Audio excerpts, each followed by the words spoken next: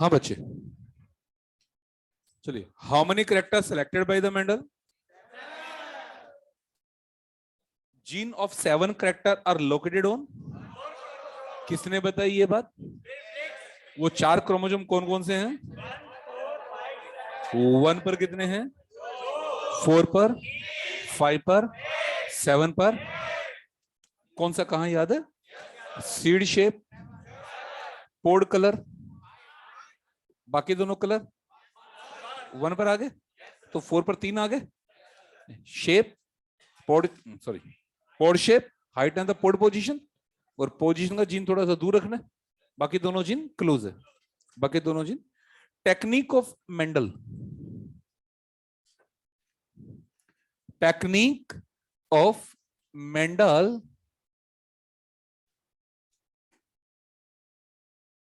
Mendel की technique में पहला स्टेप लिखेंगे selection of parents.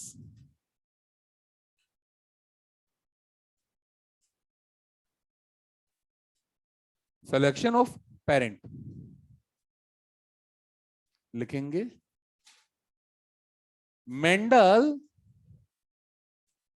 Always use pure plant, Mendel always use pure plant as a parental generation,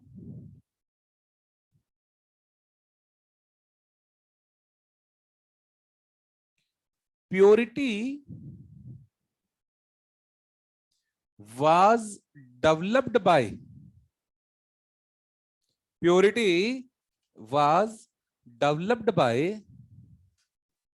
selfing and selection,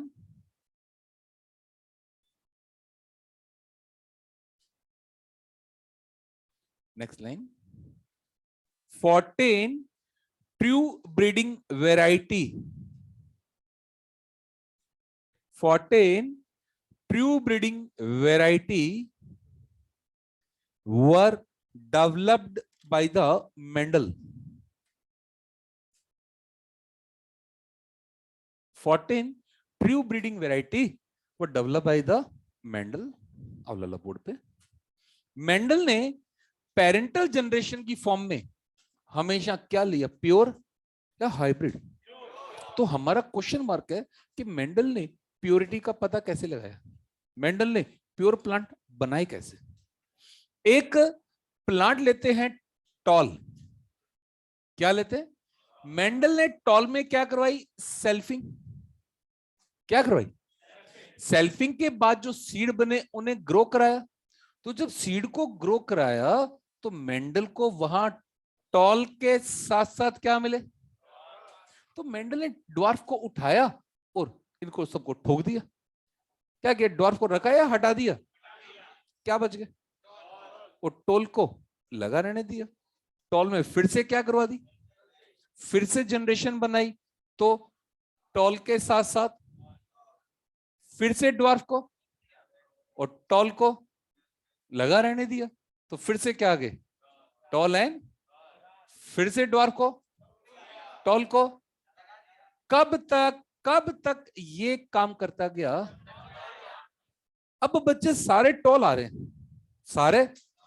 इसका मतलब अब वहां ड्वार्फ का एलिल है या नहीं है? केवल किसका एलिल है? तो ये प्योर हो गया या हाइब्रिड हो गया? क्या हो गया ये? क्या हो गया ये? How many character selected by the Mendel? Each character है हाउ मेनी ट्रेट? तो मेंडल कुल मिलाकर कितनी ट्रू ब्रीडिंग वैरायटी बनाई? अगर प्योर टॉल बनाया तो प्योर ड्वार्फ भी है, अगर प्योर राउंड है तो pure. So how many character? मौसम का असर आ रहा है। How many character? How many trait? So how many true breeding variety were developed by the Mendel? 14।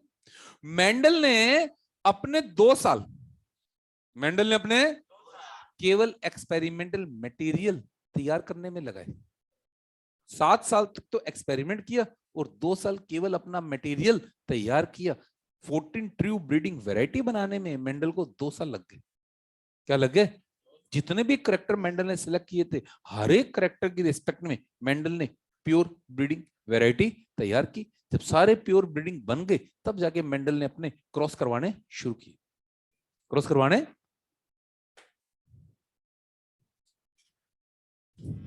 Note करते रहो, नोट करते रहो।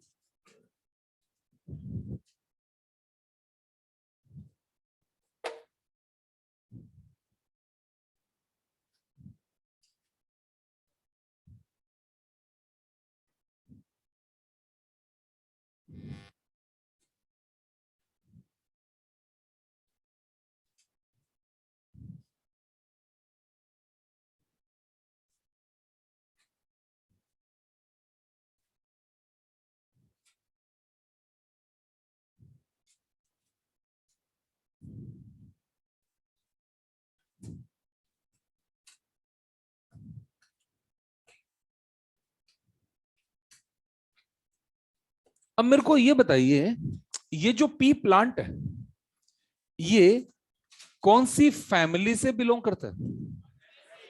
यूनिसेक्सुअल है, बाइसेक्सुअल है? क्या इसमें पेपिलोनियस कोरोला है क्या? क्या ये एक तरह का क्लोज फ्लावर है क्या? एक तरह का? क्यों? वैक्सिल में ढका हुआ है ना, तो क्या होगा, सेल्फिंग या क्रॉसिंग? क्या होगा? लेकिन मेंडल ने F1 हमेशा क्रॉसिंग से बनाई। अगर मेंडल को क्रॉसिंग करवानी है तो क्या सेल्फिंग को रोकना पड़ेगा क्या? सेल्फिंग को रोकने के लिए इसने क्या किया, यहां से ये स्टेमन हटा दिए। क्या क्या स्टेमन को हटाया या रख लिया? अगर स्टेमन को हटा दिया, अब ये फ्लावर यूनिसेक्सुअल हो गया, बाइसेक्सुअल हो गया। क्यों हटाया स्टेमन? अगर सेल्फिंग को रोकना ही है तो क्यों ना यार हम ये काम इमेच्योर स्टेज में करें। क्यों? मैच्योर का तो फायदा ही नहीं। मैच्योर लेवल पर अगर आएंगे तो हो सकता है सेल्फिंग हो चुकी है, हो सकता है सेल्फिंग, तो एंथर को हटाना क्या कहलाएगा? 3 पॉइंट किस में होता है, यूनिसेक्सुअल या बाइसेक्सुअल, इमेच्योर या मैच्योर? क्या रोकना है, सेल्फिंग या क्रॉसिंग? क्या रोकना है? क्या रोकना है? अगर मैंने स्टेमन को हटा दिया, अब ये फ्लावर यूनिसेक्सुअल है, बाइसेक्सुअल है, मेल है या फीमेल है? तो कैसे यूज होगा, एज ए मेल पेरेंट और फीमेल पेरेंट? एज ए तो पेरेंटल जनरेशन प्योर बनाने के बाद में क्या करवाया? क्या करवाया? इमास्कुलेशन करने के बाद में अब इस फ्लावर को एक बैग से ढक दिया, बैग से ढक दिया। अब देखो, इमास्कुलेट फ्लावर है, कैसा फ्लावर है, मतलब सेल्फिंग हो नहीं सकती, बैग से ढक दिया तो क्रॉसिंग होने नहीं देगा। क्रॉसिंग कराएगा मेंडल, क्रॉसिंग ही कराएगा मेंडल। लेकिन लाला, अगर फ्लावर को ऐसा छोड़ देता तो यार रैंडमली कहीं से भी पॉलन ग्रेन आके इसको पॉलिनेट करता। अगर रैंडमली कहीं से भी पॉलन ग्रेन आ गया तो हमें क्या पता लगता है यार पॉलन ग्रेन कहां से आया? और हमें ये नहीं पता पॉलन ग्रेन कौन से प्लांट का आया है, तो क्या हमारे डिजायर्ड रिजल्ट आ पाते, नहीं आ पाते? तो बैगिंग क्यों करवाई गई? क्रॉसिंग को रोकने के लिए या अनडिजायर्ड क्रॉसिंग को रोकने? लगभग इसने पूरा टाइम फ्लावर को ढक के रखा। केवल केवल बैग कब हटाया, पोलिनेशन या बोले तो डस्टिंग के टाइम, केवल कब हटाया, बाकी पूरा टाइम इसने पॉलीबैग से और ढककर एक टैग लगा दिया ऊपर। क्या लगा दिया? टैग के ऊपर सारी इंफॉर्मेशन लिख दी, सारी, किसमें इमास्कुलेशन कब किया गया, इसका मैच्योरेशन पीरियड कब है, इसमें पोलिनेशन कब कराना है। पोलिनेशन क्यों, वो तो एक साथ बहुत ज्यादा फ्लावर पे काम कर रहे हैं, अब याद थोड़ी रहेगा किसमें कब इमास्कुलेशन करवाया है। तो क्या लगा दिया, टैग, है ना। शोरूम पे हजारों कपड़े पड़े, हर कपड़े का रेट थोड़ी याद रहेगा, याद रहेगा या टैग लगाया हुआ है, टैग देख के बता देंगे क्या कॉस्ट है। टैग पे सारी इंफॉर्मेशन लिखी हुई है, टैग पे सारी इंफॉर्मेशन, जिससे पता लग जाएगा हाँ भी क्या स्टेटस है इसका। तो केवल बैग लगाया या उसके ऊपर टैग भी लगा दिया, और टैग पे सारी इंफॉर्मेशन, टैग पे सारी। Second step, emasculation, removal of the anther, removal of the anther from immature stage of a bisexual flower, from immature stage of a bisexual flower, it is done to prevent selfing. It is done to prevent selfing. An emasculated flower is used as a female parent. Emasculated flower is used as a female parent.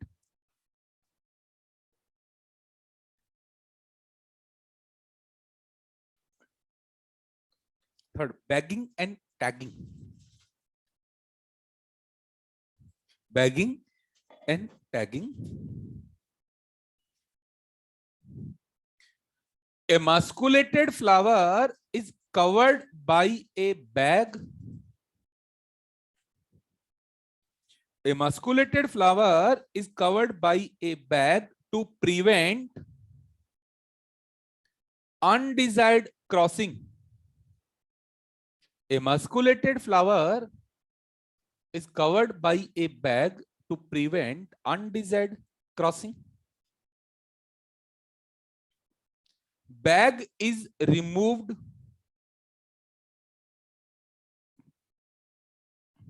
only at the time of dusting. Bag is removed only at the time of dusting.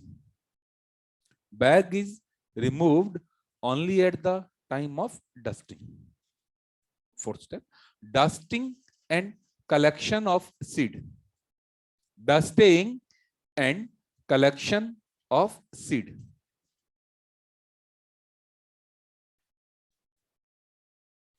Pollen grain of a plant were dusted upon the stigma of another plant.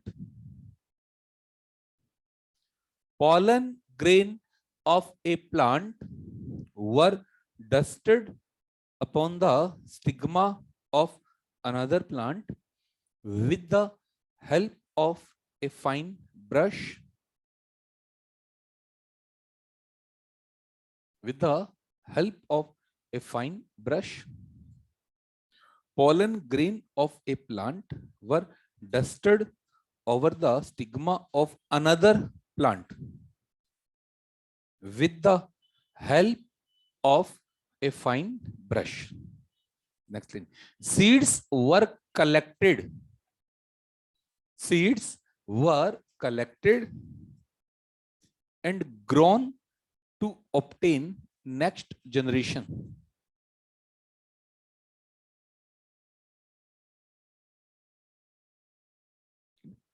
केवल board पे अब समझना Mendel ने अपना concept of unit factor कैसे निकाला. केवल board पे मेंडल ने क्या किया, मेंडल ने ये पॉलन ग्रेन लिए और इस पॉलन ग्रेन को इस प्लांट की स्टिग्मा पे पॉलिनेट कर दिया, बैग हटाया, पॉलिनेशन किया और बैग को द्वारा ढक दिया ताकि कोई अलग से अनडिजायर्ड पॉलन ग्रेन ना आ पाए. मतलब किसी भी केस में इसने कॉन्टामिनेशन होने दिया या नहीं होने दिया. कॉन्टामिनेशन मेंडल ने जो क्रॉसिंग करवाई है वो डिजायर्ड है या अनडिजायर्ड है. मेंडल ने पॉलिनेशन करवा दिया, पॉलिनेशन के बाद जर्मिनेशन हुआ, फिर फ्रूट बना, सीड बने, सीड को इकट्ठा किया और ग्रो करवाया. ग्रो करवा के क्या बना ली, जनरेशन. क्या बनवा ली. पहले मेंडल ने क्या किया, ये कौन सा प्लांट है, ये कौन है, प्योर छोड़ दो, ये कौन है, ये पोलन ग्रेन कहां से ली, टॉल के पोलन ग्रेन को किसकी स्टिग्मा पे स्प्रे किया. इसका मतलब यहां डोनर कौन है, टॉल है या ड्वार्फ है. डोनर और रेसिपिएंट. बायोलॉजिकल लैंग्वेज में donor is considered as the male और female. And recipient is considered as the, check करो क्रॉस वन में मेल पेरेंट की फॉर्म में कौन लिया और फीमेल की फॉर्म में, बच्चे सारे कैसे है? तो क्या लगा बेटा, बाप पे क्या, क्या लगा बेटा? बेटा इस चीज को कंफर्म करने के लिए ना मेंडल ने रेसिप्रोकल क्रॉस करवा दिया।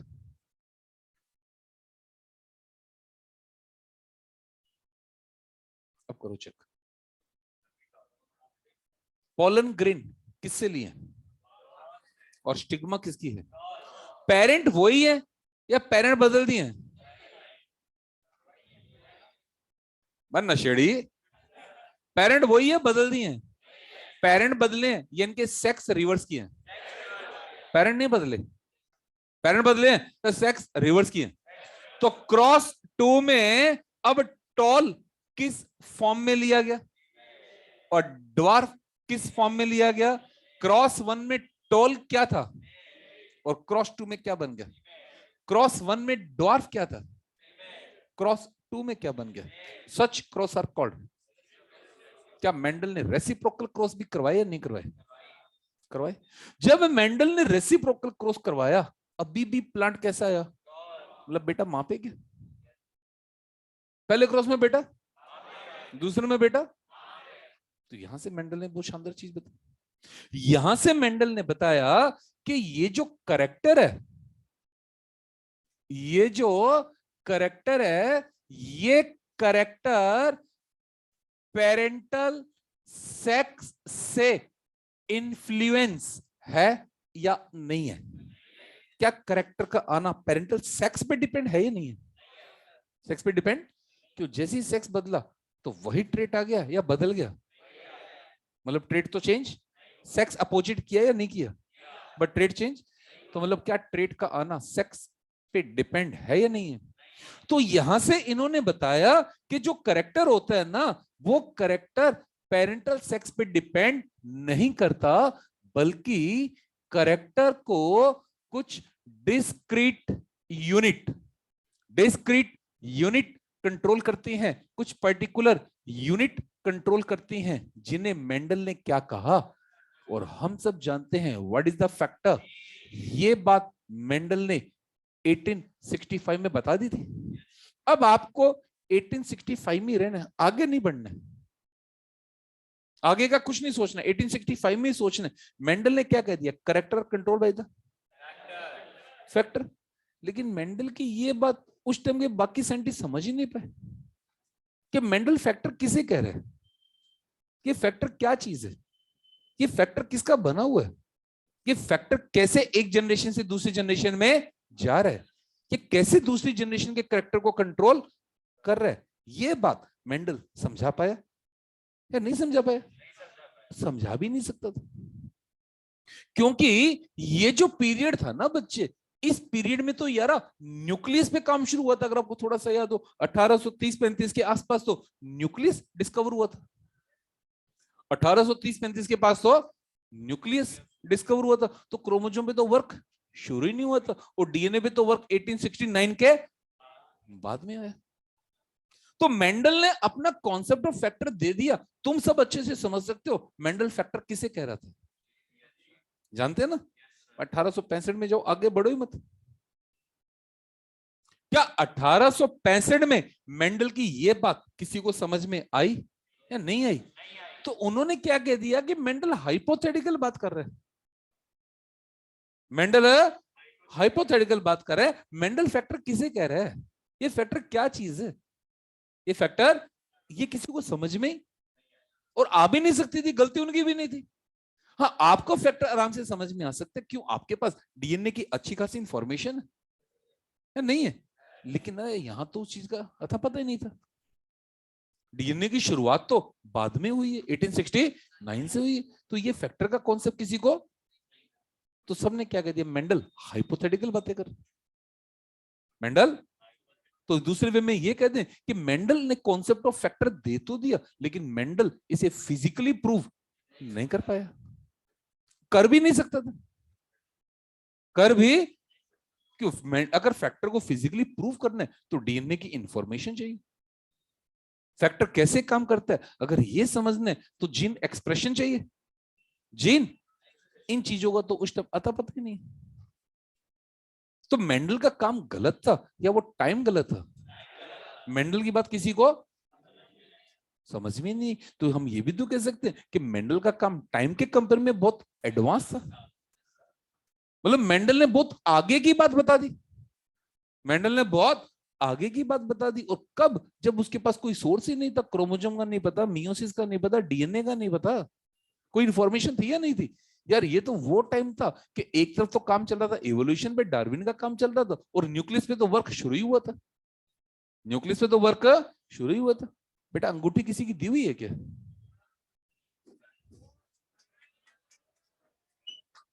बोर्ड पे देख ले, डॉक्टर बन जाए ऐसी खूब सारी अंगूठियां आएंगी, चांदी छोड़ प्लेटिनम की आएंगी, है? खरीदेंगे थोड़ी, लेके आएगी।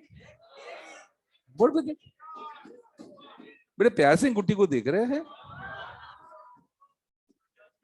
लगा हुआ उसके 10 मिनट की उसके पीछे, अरे बटन बंद कर, डन। तो क्या हम कह सकते हैं कि मेंडल ने कॉन्सेप्ट ऑफ फैक्टर तो दे दिया, लेकिन इसे फिजिकली और क्यों नहीं कर पाया लाला? उसका कारण भी तो है यार, उसका कारण भी तो कि उस टाइम कोई सोर्स ही नहीं था। फिर जब और डिटेल हुई तो क्या समझ में आया कि मेंडल ने जो फैक्टर सिलेक्ट किए, मेंडल ने ये जो जीन सिलेक्ट किए, ये जीन न्यूक्लियस में थे। आगे पता लगा क्या था ये, इसका मतलब ये जीन कैरियोजीन है या साइटोजीन है? और सब बच्चों को याद है कैरियोजीन की इनहेरिटेंस, अगर ये जीन साइटोप्लाज्म में होता तो वो क्या कहलाता? और साइटोजिन यूनिप्रेंटल होता है बाईप्रेंटल होता है, मैटरनल या पैटर्नल? तो रेसिप्रोकल का रिजल्ट सेम आता है या बदल जाता है? लेकिन यहां रेसिप्रोकल का रिजल्ट सेम आया या बदल गया? तो मेंडल ने तो रेसिप्रोकल इसलिए करवाया कि वो पेरेंटल सेक्स का इन्फ्लुएंस देखना चाहता था। मेंडल को कैरियोसाइटो का कोई कंसर्न नहीं था, मेंडल ने तो रेसिप्रोकल क्रॉस क्यों करवाया? कि वो पेरेंटल सेक्स का इन्फ्लुएंस देखना चाहता था। रेसिप्रोकल क्रॉस करवा के क्या बता दिया? कैरेक्टर पे पेरेंटल सेक्स का कोई इन्फ्लुएंस, बल्कि कैरेक्टर को तो फैक्टर कंट्रोल कर रहे। जब और आगे गए तब पता लगा यार मेंडल ने जो कैरेक्टर लिए हैं वो तो कैरियोजिन है, वो तो, और कैरियोजिन एक से आते हैं दोनों से आते हैं।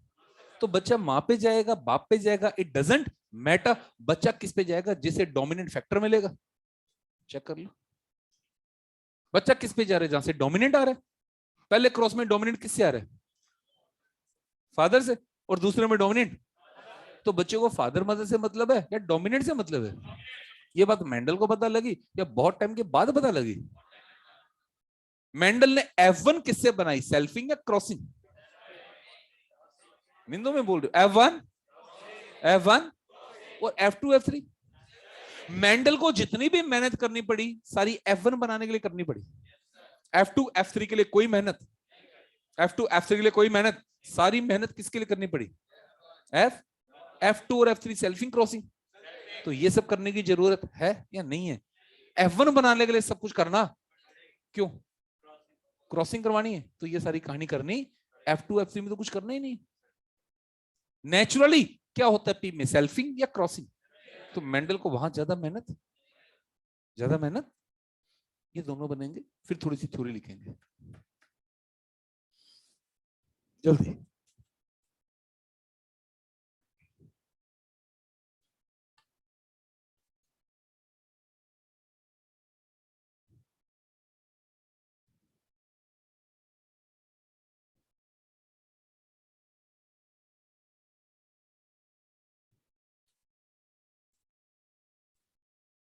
हम्म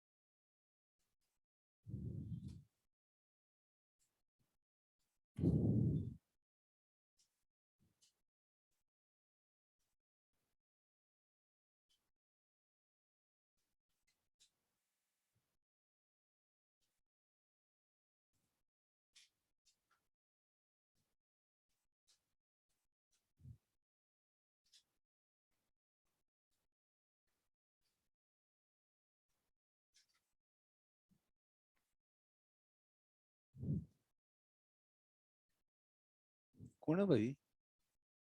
खड़ा हो ये। हाँ लास्ट लास्ट खड़ा हो। हाँ जैसे पीछे वाला भी हमें भी सुना, कुछ तो कहा होगा।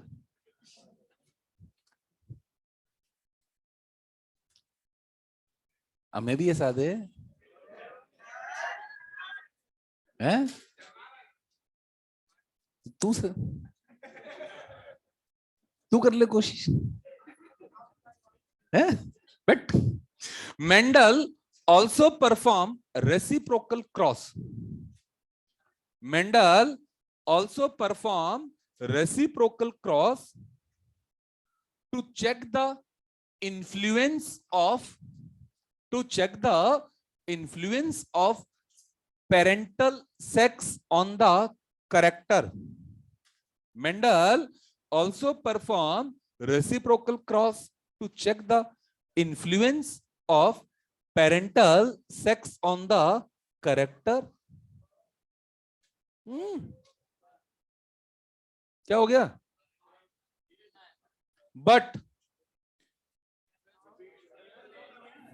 Mendel also performed reciprocal cross to check influence of parental sex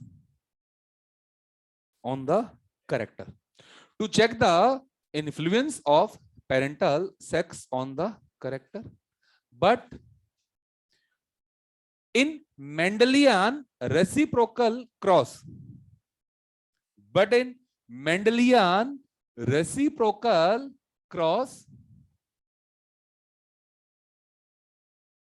result remain same. Result remain same on the basis of which he conclude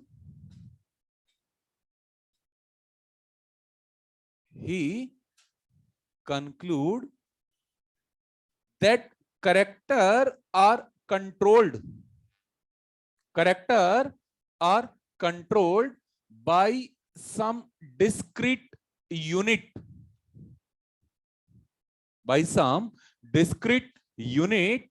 called factor.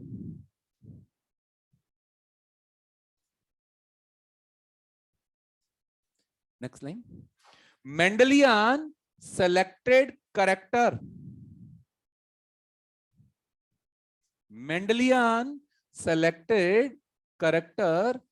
are controlled by the karyogen.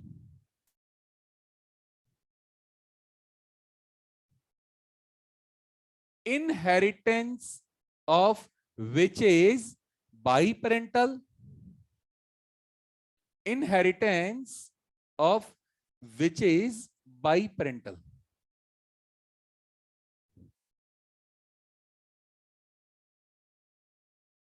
Next, F1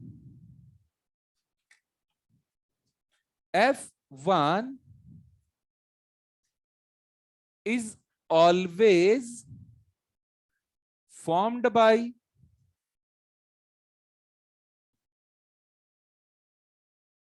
अब बताएंगे crossing. F1 is always formed by crossing, while F2 and F3 are formed by selfing.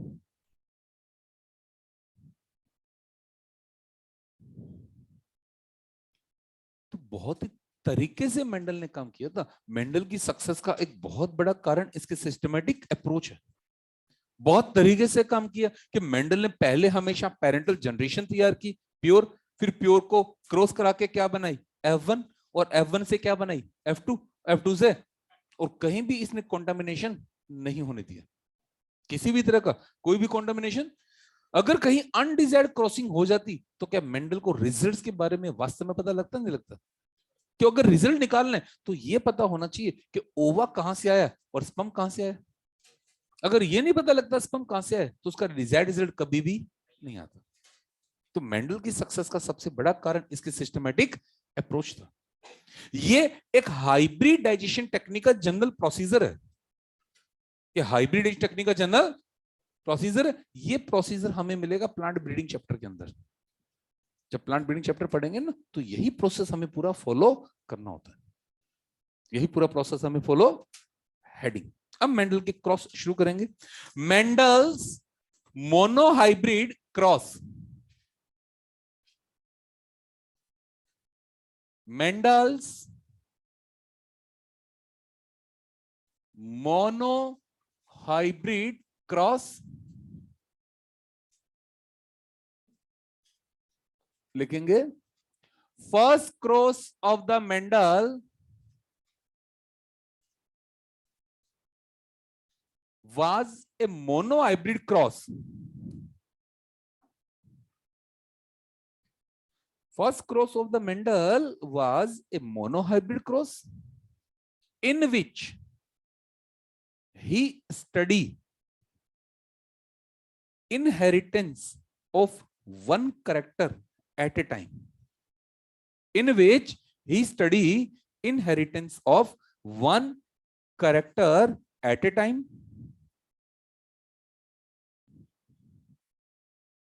जैसे यहां बच्चे Mendel ने कौन सा character लिया? Height में कौन कौन से ट्रेड है? टॉल या डोमिनेंट है, रिसेसिव है। तो यहां क्या आ गया हमारा? Capital D. यहां आ गया हमारा। अब मेंडल ने जब पूरा क्रॉस कराया तो मेंडल ने केवल क्या नोट किया? हाइट। इसका मतलब क्या प्लांट में केवल एक हाइट ही करेक्टर आएगा या सारे ही आएंगे? किसी दूसरे करेक्टर पे ध्यान? केवल क्या ध्यान दिया? हाइट। बाकी किसी पे ध्यान? भड़ में गए सारे करेक्टर। मतलब केवल क्या देखेगा कि वहां जो पॉपुलेशन आई है, वहां जो उस पॉपुलेशन में से कितने टॉल है और कितने ड्वार्फ है, यही चीज नोट की। बाकी किसी पे ध्यान? उसका फ्लावर कलर क्या है, उसकी फ्लावर पोजीशन क्या है, पोड कलर क्या है, पोड शेप क्या है, सीड कलर क्या है, सीड शेप क्या है, डजंट मैटर। केवल और केवल क्या ध्यान दिया? हाइट। हाइट का क्रॉस पूरा हो गया। अब दूसरा क्या उठा लिया? फिर and so on. So how many character were selected by the Mendel? Side में रखो। मोनो हाइब्रिड क्रॉस में कितना करेक्टर सेलेक्ट किया? तो मेंडल में कितनी तरह के मोनो हाइब्रिड क्रॉस पॉसिबल है? तो मेंडल ने हर एक मोनो हाइब्रिड क्रॉस करवा के देखा। अरे जब मेंडल ने कर ले, वो एम्स का माल है, इधर करें। जब मेंडल ने सारे के सारे मोनो हाइब्रिड करवाए ना, तभी तो पता लगा कौन डोमिनेंट है कौन रिसेसिव। कौन डोमिनेंट है? कहीं मेंडल ने हाइपोथेटिकल बात नहीं बताई। हर एक क्रॉस को करवा के देखा। हर एक क्रॉस को करवा के देखा, तभी तो पता लगा लाला कि कौन से करेक्टर में कौन डोमिनेंट है और कौन रिसेसिव। तो कितनी तरह के मोनो हाइब्रिड पॉसिबल है और कितनी तरह के मोनो हाइब्रिड मेंडल ने करवाए? 7। अब मोनो हाइब्रिड पूरा करने के बाद आया डाई हाइब्रिड। किस पर आया? डाई हाइब्रिड में क्या करना है? एक करेक्टर लेना है या एक साथ दो करेक्टर? आप अपनी चॉइस से एक साथ दो करेक्टर ले लो। ले लिए। मान लो हमने ये दो करेक्टर ले लिए। कौन कौन सा? क्या आपके पास एक ही कॉम्बिनेशन है या और भी बहुत सारे कॉम्बिनेशन है? अगर आप दो दो करेक्टर के कॉम्बिनेशन बनाओ तो आपके पास 21 कॉम्बिनेशन निकलेंगे। कितने? गिनो। 1 2 3 4 5 6 हो गए सारे? नहीं हुए? आगे गिनो। 7 8 9 10 11 12 13 14 15 16 17 18 19 20। कितने कॉम्बिनेशन है? तो मेंडलिज्म में कितनी तरह के डाई हाइब्रिड पॉसिबल है? 21। बट मेंडल ने सारे डाई हाइब्रिड। अब लगाओ दिमाग, अगर सारे डाई हाइब्रिड कर देता तो पंगा। Height and the pod shape, height and the Mendel ने मोनो हाइब्रिड सारे किए या नहीं किए? बट डाई हाइब्रिड सारे, मोनो हाइब्रिड सारे। मोनो हाइब्रिड में मेंडल ने कितना करेक्टर सेलेक्ट किया? How many character were selected in the monohybrid cross? कितनी तरह के मोनो हाइब्रिड पॉसिबल है? कितनी तरह के मोनो हाइब्रिड किए? डाई हाइब्रिड में कितने करेक्टर का सिलेक्शन किया? कितनी तरह के डाई हाइब्रिड पॉसिबल है? सारे डाई हाइब्रिड किए नहीं किए?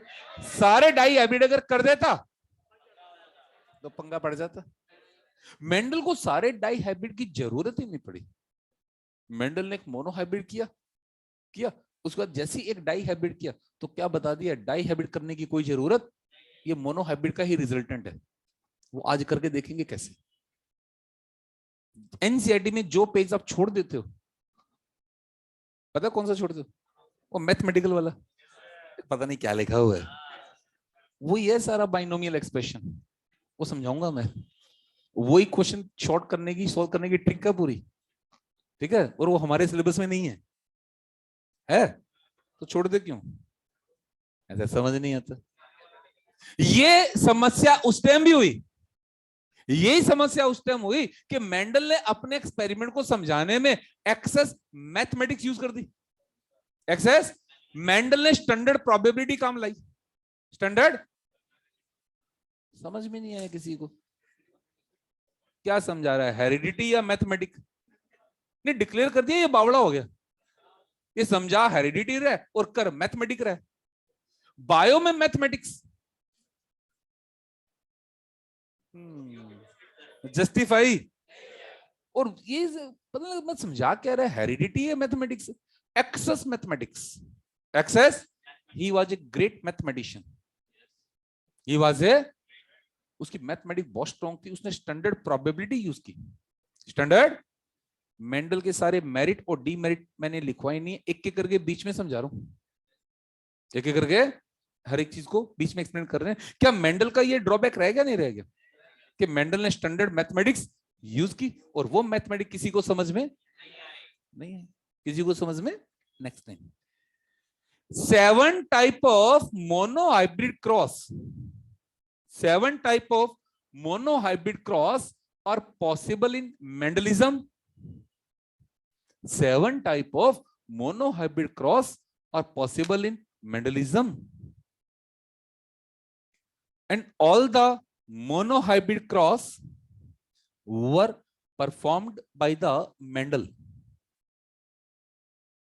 All the monohybrid cross were performed by the Mendel.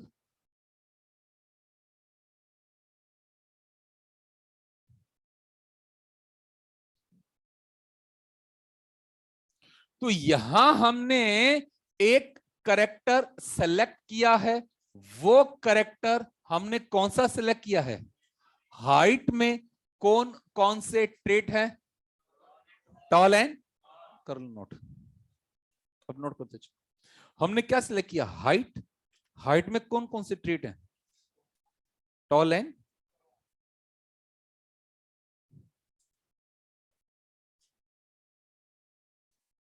ये बताइए सारे बच्चे कि मेंडलियन क्रॉस में पेरेंटल जनरेशन प्योर है या हाइब्रिड है? इसका मतलब प्योर टॉल का क्रॉस किससे कराया? मतलब कैपिटल टी का क्रॉस। तो यहां कौन सा गैमेट बना? यहां तो क्या कराया? सेल्फिंग या क्रॉसिंग? क्रॉसिंग करवा के कौन सी जनरेशन बनाई? F1 जनरेशन का प्लांट कैसा आया? हाइब्रिड। कैसा आया? कैसा आया? ये कौन सी जनरेशन है? ये क्या बने? गैमेट से क्या बनी आपकी? F1 के पास टॉलनेस का एलील है, ड्वार्फनेस का एलील है, या दोनों ही है? एक्सप्रेशन दोनों का है या एक का है? हाइब्रिड में जिसका एक्सप्रेशन आता है वो डोमिनेंट या रिसेसिव, और जिसका एक्सप्रेशन नहीं आता, this law is known as the law of dominance. किससे आया? मोनो हाइब्रिड या डाई हाइब्रिड? मोनो हाइब्रिड में F1 या F2? मोनो हाइब्रिड या डाई हाइब्रिड? F1 या F2? F1 प्योर है या हाइब्रिड है? क्या F1 कभी प्योर हो सकती है? क्योंकि मेंडल ने दो प्योर प्लांट की क्रॉसिंग करवाई है, प्योर प्लांट की, तो F1 प्योर आएगा या हाइब्रिड आएगा? और हाइब्रिड में एक्सप्रेशन दोनों का या एक का आया? हाइब्रिड में एक्सप्रेशन, तो जिसका हाइब्रिड में एक्सप्रेशन आता है उसे क्या कहते हैं, और जिसका नहीं आता, दिस लॉ इज कॉल्ड।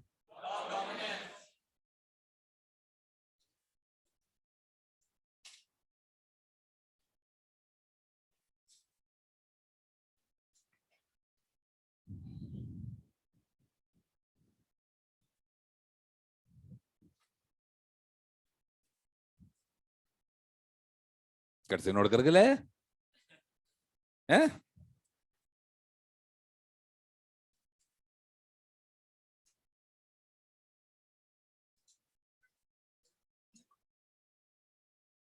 अबे पानी है।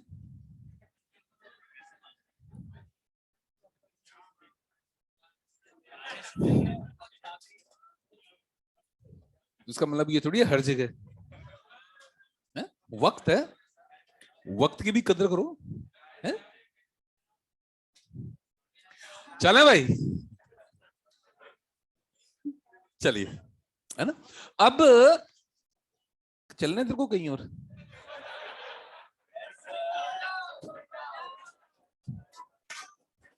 अब F1 से क्या बनेगी बच्चे?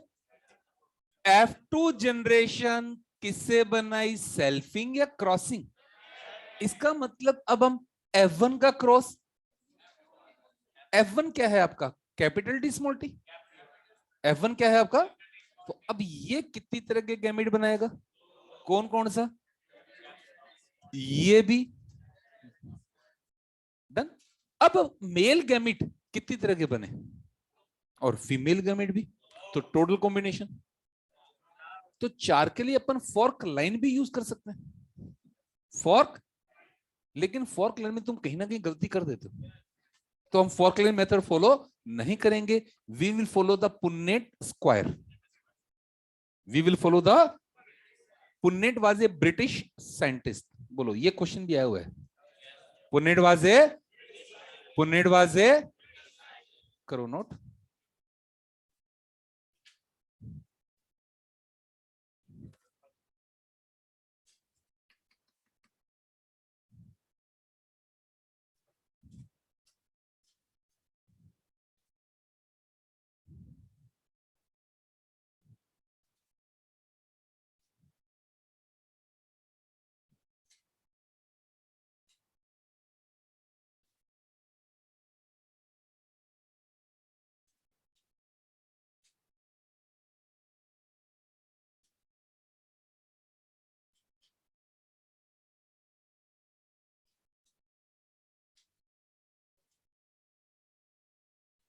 क्या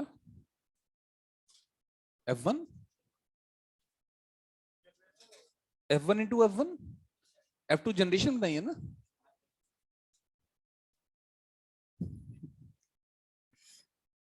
कहां कंफ्यूजन हुआ, कौन सी जनरेशन बना रहे हैं, F1 किससे बनाइए, इसका मतलब F1 को, अच्छा बोर्ड पे देख, बोर्ड पे देखो सारे बच्चे ना, एक कंफ्यूजन हल्का सा बोर्ड पर, अपने काम करते हैं F1 का फ्लावर बना लेते हैं, है ना, ये F1 का जो प्लांट बना ना, इसका फ्लावर है ना, ये यूनिसेक्सुअल है बाइसेक्सुअल है, इसमें मेल पार्ट भी है, और है ना, ये मेल पार्ट जो है ये क्या है, कैपिटल टी स्मॉल टी, और फीमेल पार्ट भी क्या है, क्लियर?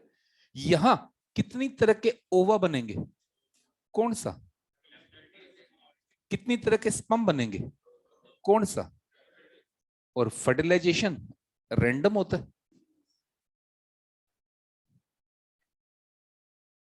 फर्टिलाइजेशन, अब आई बस समझ में, है ना, अपन F1 का फ्लावर लेंगे और F1 के फ्लावर में देखेंगे कि मेल गैमेट कितनी तरह के आए और फीमेल गैमेट कितनी तरह के, चलिए ये बताइए ये प्लांट कैसा है, टॉल या ड्वार्फ, ये ये ये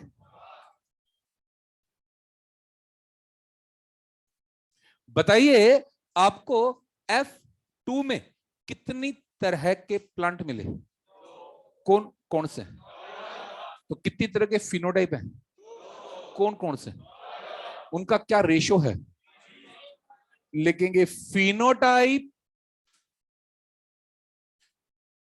2 और फिनोटाइप रेशो 3:1।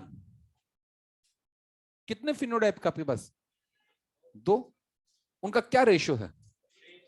3 क्या है? 1 क्या है? अच्छा बताओ कि F2 में कितने प्लांट डोमिनेंट है? क्या कर रहे हो? डोमिनेंट कितने हैं और रिसेसिव कितना है?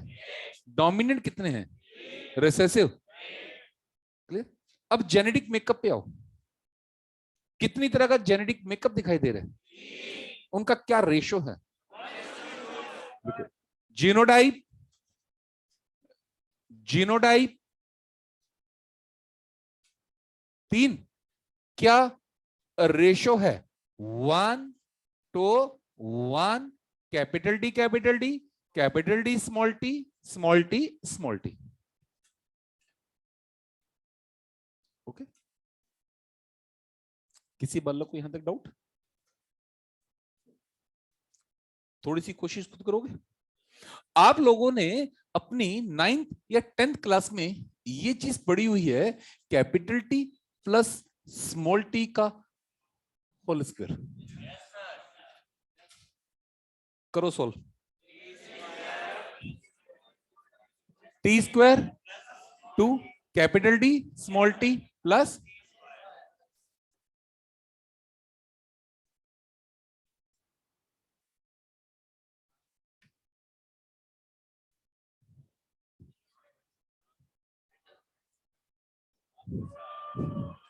ये तो रुको जरा, ये तो मोनो हाइब्रिड है। अब डाई में जाएंगे। अब जो पेज तुम छोड़ते हो दुष्ट आत्माओं, capital R plus small R का whole square, capital R 2 capital R small R small R. इसको बेटा मैं थोड़ा सा अलग तरीके से लिख लूं, है ना? 1 2 1 1 2 1। किसी को कोई डाउट? अब हमारा तीसरा पार्ट है,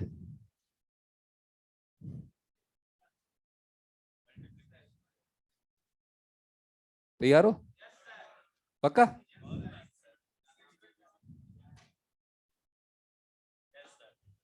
और तैयार हो? पक्का? सारे चलिए बोलते चलो।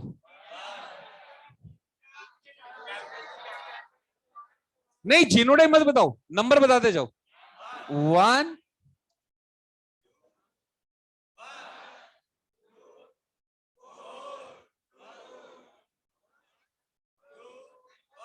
अबे डाई हाइब्रिड याद है क्या? ये रेशो आता है क्या? क्या रेशो आता है? 1:1:4:1। ट्राई पे चले।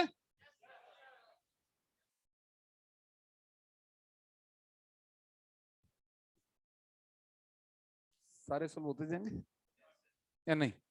डाई हाइब्रिड करा के देखने की जरूरत है या इसी से डाई हाइब्रिड निकल जाएगा? इसी से, और इसी से आप डायरेक्ट क्वेश्चन शॉर्ट मार सकते हो रे। आराम से समझना। क्या मैं लिखूं कि कैपिटल टी स्मॉल टी 1/4 है? क्या मैं लिखूं? Oh sorry sorry sorry, capital T 1/4 है, कैपिटल टी स्मॉल टी 2/4 है, स्मॉल टी। अब मैं आपसे इसी टर्म में बदल के डायरेक्ट पूछता हूं, कैपिटल टी कैपिटल और स्मॉलर आने की प्रोबेबिलिटी। आप इसको भी यूज नहीं करोगे। 2/16। क्या करना है आपको? आपको बेटा इसको मोनो हाइब्रिड में तोड़ देना है, करेक्टर अलग अलग कर देने। इसकी प्रोबेबिलिटी क्या है इसकी? तो टोटल प्रोबेबिलिटी 4/2/16। अब जल्दी जल्दी, हाँ 1/8। जल्दी 1 4/, गुड, 2/, 1/, ट्राई पे चले, ट्राई को ट्राई करोगे? चलो, इतना फोर्स कर रहे हो है? ना कर, जल्दी जल्दी। 8/,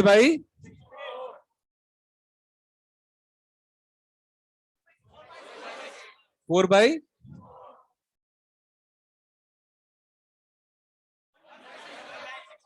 एक तरीका और है, चेकर बोर्ड।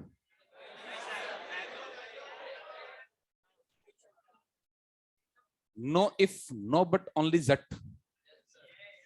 कोई पेंसिल नहीं, कोई पेन नहीं, कोई कॉपी नहीं, मोनो हाइब्रिड में तोड़ो, आंसर निकालो। कितना भी, एक बार खड़ा हो गया बोल, अब सारे वहां वहां फोड़ूंगा, सोचेगा मैंने बोला क्या था, है? एक,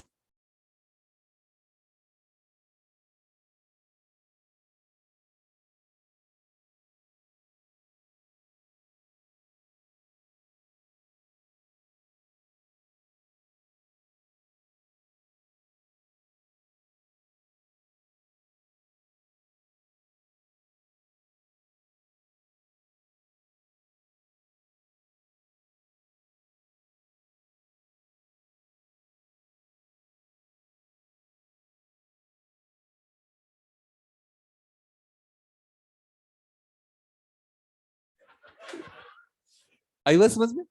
तो मेंडल ने क्या किया, आराम से सुनना, मेंडल ने मोनो हाइब्रिड सारे कर लिए, मोनो हाइब्रिड, डाई हाइब्रिड एक करवाया।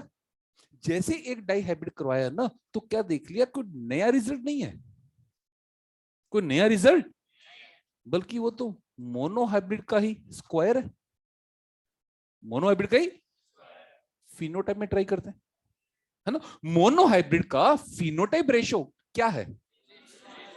3:1। अगर मैं इसको स्क्वायर कर दूं,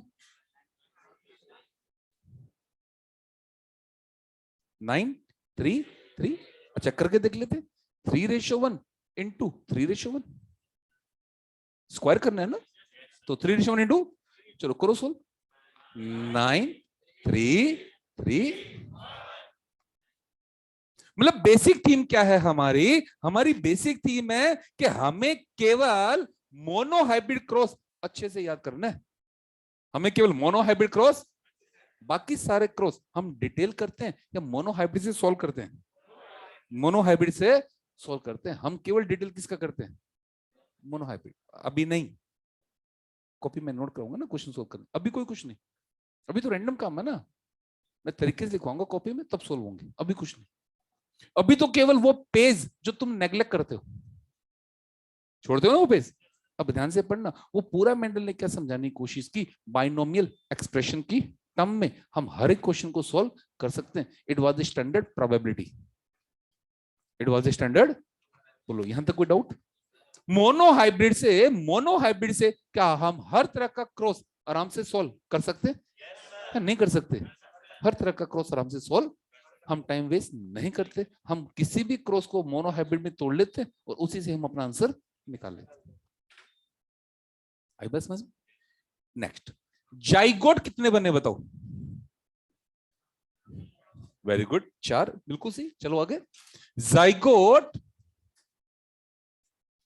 4, जाइगोट 4, टाइप ऑफ गैमीट्स, हाँ बेटा कितने हैं? Type of gametes 2, type of gametes कितने हैं? 2। अच्छा, अब आराम से चेक करना, अब गलती होगी आपसे, प्योर कितने हैं? 2 हैं। और हाइब्रिड कितने हैं? 2 हैं। हाँ बच्चे, प्योर कितने, हाइब्रिड कितने? सुनो, मोनो हाइब्रिड का सब रट लो, इसी को स्क्वायर मारो, डाई हाइब्रिड, क्यूब मारो, ट्राई हाइब्रिड। याद करने की जरूरत है, इससे निकल जाएगा।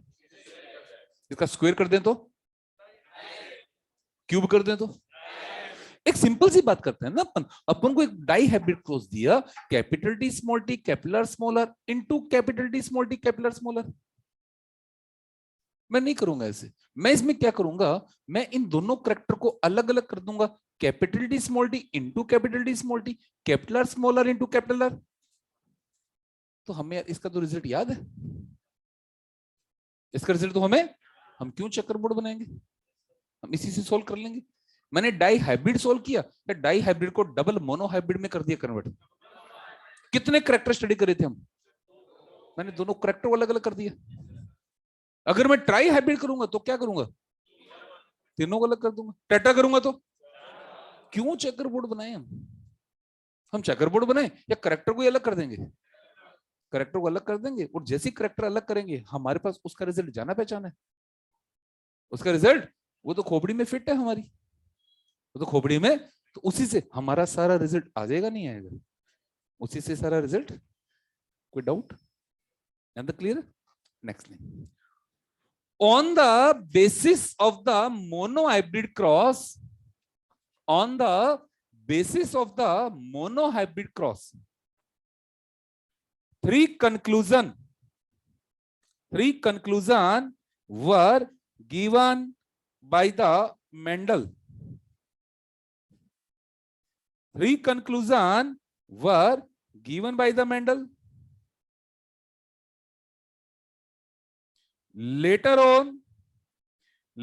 on, they are converted into the two law.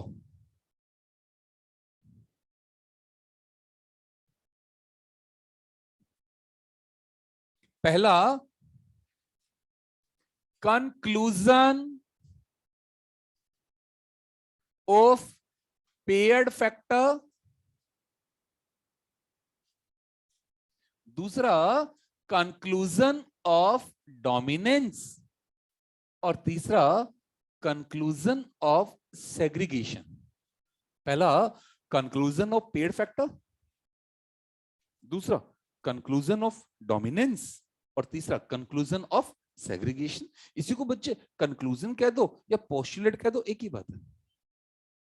Okay, पहले दोनों को मिलाकर बनाया गया लॉ ऑफ डोमिनेंस और इससे क्या बना, लॉ ऑफ सेग्रीगेशन। अब मैं तो एनसीईआरटी की कोडिंग चल रहा हूं तो मैं तो लॉ ऑफ डोमिनेंस को मान के चलूंगा। वास्तव में लॉ ऑफ डोमिनेंस था या नहीं था, लॉ तो दो ही बने थे, लॉ तो हम तो एनसीईआरटी को फॉलो करके चलेंगे। हम कितने लॉ लेके चलेंगे, 3। एज पर एनसीईआरटी हम कितने लॉ लेकर चलेंगे, वास्तव में कितने लॉ थे, वास्तविकता कई भाड़ में, जो एनसीईआरटी दे दे वही परम, एनसीईआरटी को फॉलो करके चलेंगे। समझ गए सारे। लिखो पहला law of dominance, law of dominance. अच्छा बताओ लॉ ऑफ डोमिनेंस कौन सी जनरेशन के बेस पर है, एफ ब्रैकेट में F1।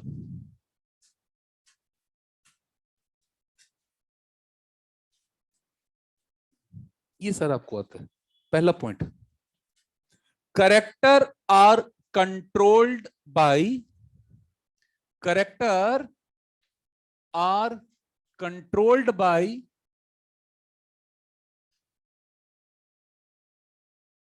some discrete unit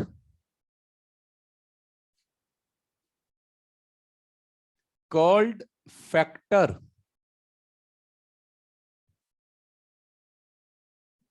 कोई doubt. Second, factor occur in pair, factor occur in pair in which one is maternal while other is paternal. कोई doubt. इसमें देखो बच्चे, यहां ये फैक्टर सिंगल है या पेयर में है, पेयर में से एक मदर से है, दूसरा शुरू से हम डिस्कस कर रहे हैं हमारी बॉडी में हर एक करेक्टर के लिए 2 एलिलिक जीन, एक मैटरनल एक, हम किससे मैच करेंगे, मदर से या फादर से, डिपेंड करेगा हमें किससे डोमिनेंट मिला है, किससे हमें क्या सभी करेक्टर में मदर जैसे हैं? क्या सभी में फादर जैसे हैं? नहीं, डिपेंड करे हमें कहां से, कहां से। Third,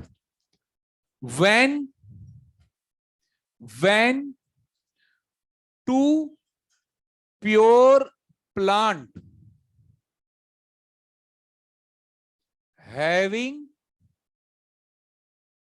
contrasting trait of a character, when two pure plant having contrasting trait of a character are crossed with each other.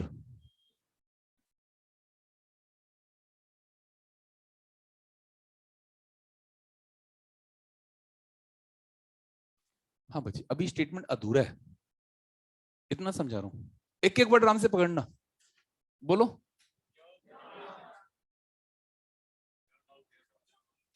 Having contrasting trait, थप्पड़ मारूंगा। हैविंग ऑफ ए, एक ही करेक्टर के लिए,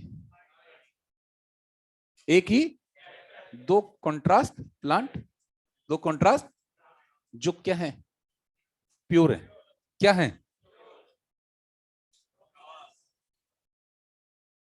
अभी अधूरा स्टेटमेंट, बात समझ में आ गई?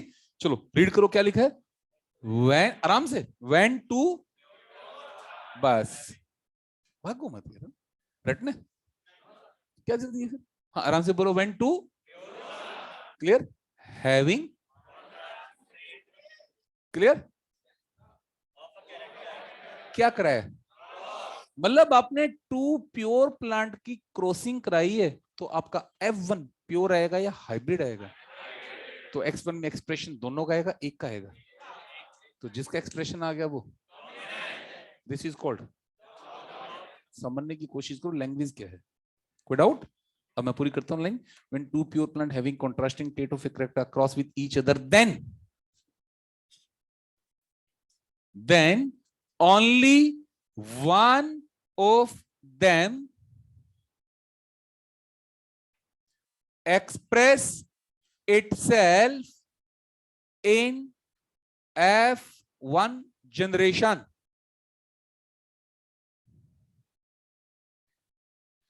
Trait that express itself in F1 generation. Trait that express itself in F1 generation. Trait that express itself in F1 generation is called dominant trait. Trait that express itself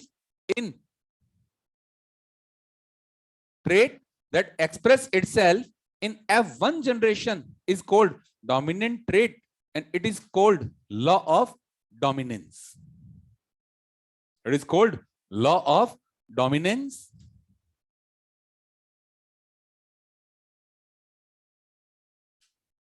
मेरे को ये बताओ, लॉ ऑफ डोमिनेंस सही है या गलत है?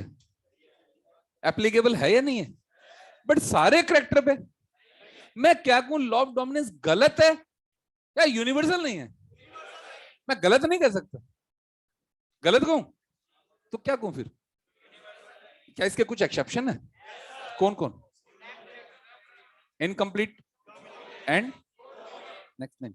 It is not a universal law. It is not a universal law.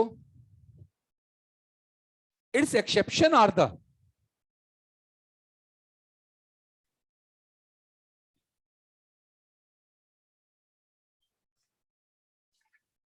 पहला इनकम्प्लीट डोमिनेंस और दूसरा कोडोमिनेंस. पहला इनकम्प्लीट डोमिनेंस और दूसरा कोडोमिनेंस.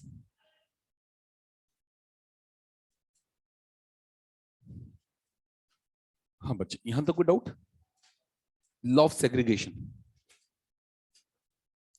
अब अपन एक छोटी सी चीज ये समझने की कोशिश करते हैं कि मेंडल के दिमाग में सेग्रीगेशन का विचार कैसे आया. मतलब मेंडल को ऐसी क्या सरप्राइज कंडीशन देखने को मिली कि मेंडल के दिमाग में सेग्रीगेशन का विचार आया। एक बहुत ही सरप्राइज कंडीशन मेंडल को देखने को मिली, बहुत बड़ी सरप्राइज, कि जब मेंडल ने प्योर टोल्का क्रॉस प्योर ड्वार्फ से करवाया, जब प्योर टोल्का क्रॉस प्योर ड्वार्फ से कराकर F1 बनाई, तो F1 में ड्वार्फ नहीं आया। मतलब जब ड्वार्फ यूज किया तो ड्वार्फ, और जब ड्वार्फ यूज नहीं किया, मतलब F1 में जो नहीं आ रहा वो F2 में आ रहा है, जो F1 में वो F2 में। पेरेंटल फॉर्म में ड्वार्फ लिया या नहीं लिया, बट वो F1 में, और F1 में ड्वार्फ नहीं लिया तो F2 में। तो उसके दिमाग में ये इश्यू था कि जो F1 में नहीं आया, जो F1 में नहीं आया वो F2 में कैसे आया, जो F1 में वो F2 में, F2 में ड्वार्फ क्यों आया, F2 में, ये समझाने के लिए इसने सेग्रीगेशन का विचार दिया। क्या विचार दिया? अब आप मेरे को ये बताओ कि अगर F1 में कैपिटल टी और स्मॉल टी साथ साथ रहे तो क्या कभी भी ड्वार्फ आएगा या नहीं आएगा? लेकिन F2 में ड्वार्फ आया या नहीं आया? इसका मतलब ये दोनों साथ रहे या अलग हुए। एक काम करो बच्चे, इनको अलग मत होने दो, इनको अलग मत होने दो। तो बताओ कभी भी ड्वार्फ आ पाएगा या नहीं आ पाएगा? लेकिन यार इसका रिजल्ट तो कुछ और कह रहा है, दिमाग कुछ भी कहे, रिजल्ट क्या कह रहा है? रिजल्ट में ड्वार्फ आया या नहीं आया? इसका मतलब दोनों साथ साथ रहे या अलग हुए हैं। यही अलग होना क्या कहलाता है? अगर सेग्रीगेशन नहीं होता तो कभी भी ड्वार्फ आता नहीं आता। एक बात। दूसरी बात इसने ये बताया कि F2 में ड्वार्फ आने का मतलब कि F1 कहां भाग गई, ये रही। हाँ, F1 में ये जो दोनों फैक्टर हैं, ये दोनों जो, क्या इन फैक्टर की ब्लेंडिंग हुई है? क्या ये कॉन्टेमिनेट हुए हैं? मतलब देखो ध्यान से, F1 में स्मॉल टी अपना एक्सप्रेशन नहीं दे पा रहा, इसका मतलब ये नहीं है उसका एग्जिस्टेंस खत्म हो गया। Factor are the discrete unit, factor are the, expression दे रहा है नहीं दे रहा इट डजंट मैटर, लेकिन उससे फैक्टर का एग्जिस्टेंस खत्म हो गया। एग्जिस्टेंस खत्म, जब मौका मिलेगा वो अपना एक्सप्रेशन, लैग जेड याद करो बेटा, अगर लैग जेड एक्सप्रेशन नहीं दे रहा इसका मतलब लैग जेड खत्म हो गया या नहीं हुआ है? एक्सप्रेशन नहीं है, स्मॉल टी है या नहीं है, बट एक्सप्रेशन। तो इसने क्या कह दिया, फैक्टर में कभी ब्लेंडिंग नहीं होती, फैक्टर में कभी, क्योंकि मेंडल से पहले जितने भी साइंटिस्ट थे ना वो सारे ब्लेंडिंग में विश्वास करते थे। सब किस में विश्वास करते थे? अरे कोई क्या कहता था कि बच्चा पेरेंट जैसा क्यों होता है कि दो पेरेंट्स का ब्लड मिलता है। हाँ हाँ, सब थ्योरीज है। कोई क्या कहता है ब्लड नहीं मिक्स होता, स्वेट मिक्स होता है। ये सब प्री मेंडलियन थ्योरी है, ये सब प्री मेंडलियन थ्योरी है। पहले क्वेश्चन क्या था कि गधे का बच्चा गधे जैसा क्यों नहीं है, गधे का बच्चा सुअर जैसा क्यों नहीं?